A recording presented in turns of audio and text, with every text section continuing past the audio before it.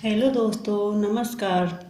आज मैं आपके सामने गीता के प्रथम अध्याय का पाठ करूंगी और यदि किसी की मृत्यु निकट हो तो इस अध्याय को सुनने से उसके सभी पाप नष्ट हो जाते हैं। तो दोस्तों, आज आप मेरे द्वारा गीता के प्रथम अध्याय का पाठ श्रवण करेंगे। ओम गणेशाय नमः।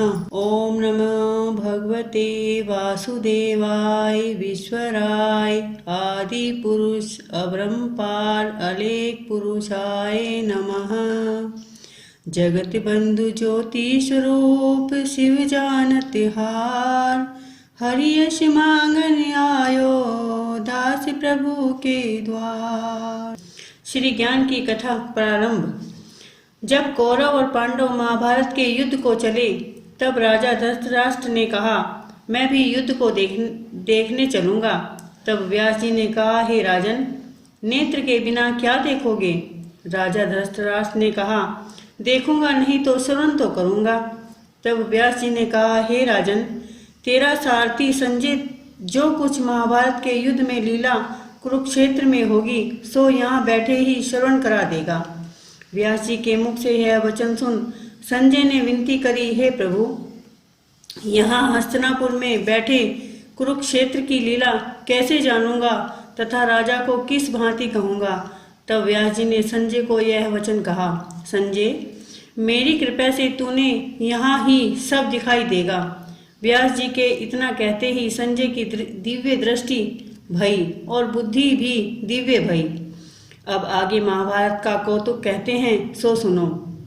7 अक्षौहिणी सेना पांडवों की और 11 अक्षौहिणी सेना कौरवों की, यह दोनों सेना कुरुक्षेत्र में जा एकत्र हुई।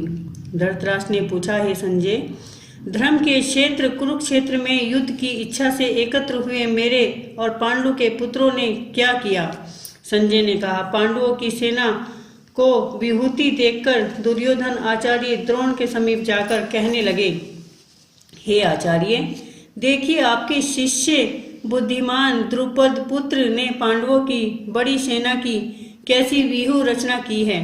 इस सेना में अर्जुन भीम जैसे बड़े बड़े धनुर्धरी वीर विराट महारथी द्रुपद द्रुत केतु चेतिकान बलवान काशीराज पुरुजित कुंती भोज नरों में श्रेष्ठ शेव्य पराक्रमी युधामन्यु बलवान उत्तमौजा अभिमन्यु और द्रौपदी के पुत्र सबके सब महारथी है।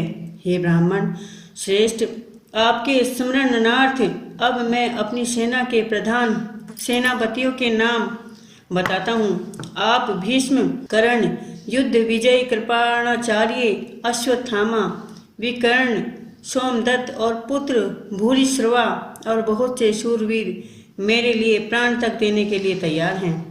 ये लोग शस्त्र चलाने में अति निपुण हैं।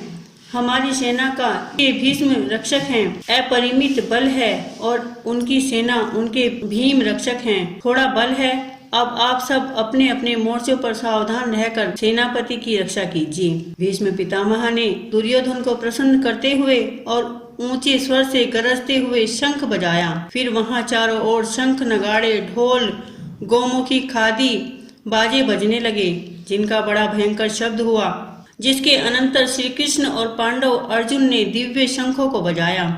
श्री कृष्ण ने 5 जन्य और अर्जुन ने भी देवदत्त नामक शंख को और भीषण कर्म करने वाले भीम ने पौंड्रक नामक बड़े शंख को बजाया।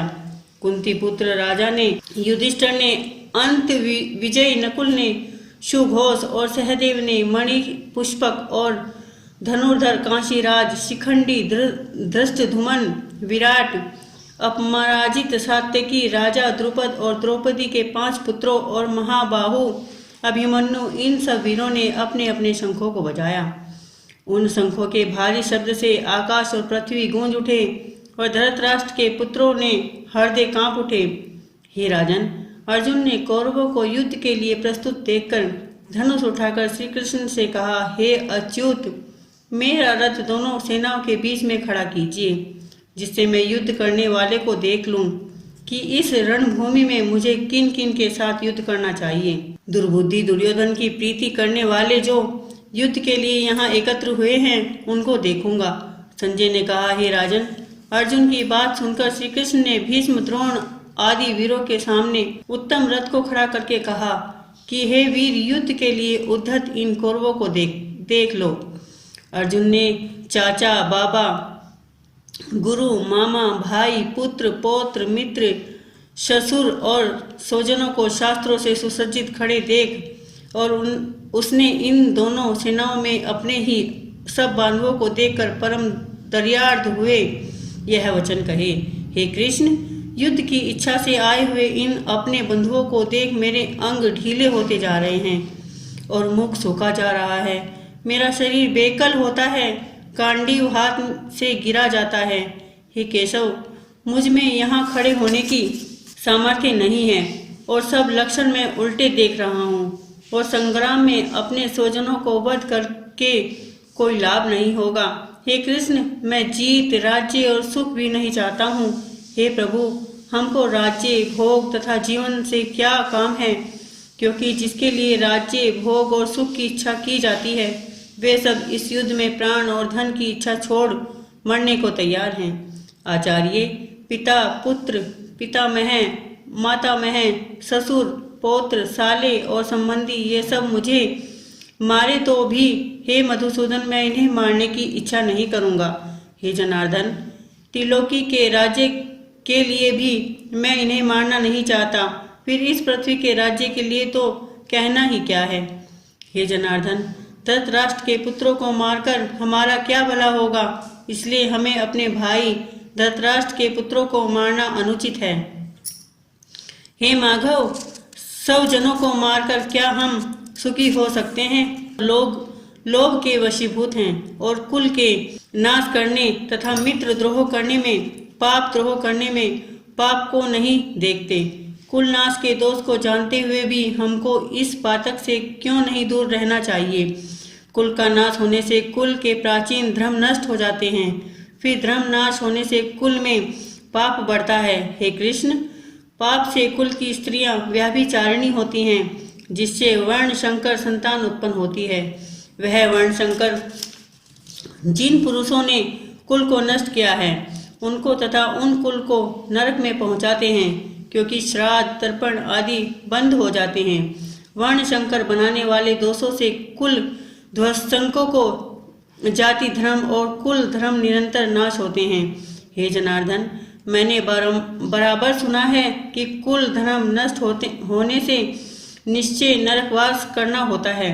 हाय, हम बड़ा पातक करने को तैयार हैं, जो राज्य सुख के लोभ से स्वजनों को मारने की कोशिश कर रहे हैं। शस्त्रों को धारण किए हुए धृतराष्ट्र के पुत्र यदि मुझे शस्त्र रहित और उपायहीन को रणभूमि में वध कर डालें तो मेरा बहुत कल्याण हो। संजय ने कहा, हे राजन, यह कहकर दुखित होकर अर्जुन ने धनुष बाण फेंक दिया और रथ के पिछले भाग में जा बैठा। इस प्रकार यह गीता का पहला अध्याय आपके सामने प्रस्तुत किया है। अगर आप सबको यह अध्याय अच्छा लगा हो तो आप मेरे चैनल को शेयर करें, कमेंट करें और चैनल को सब्सक्राइब करें। धन्यवाद।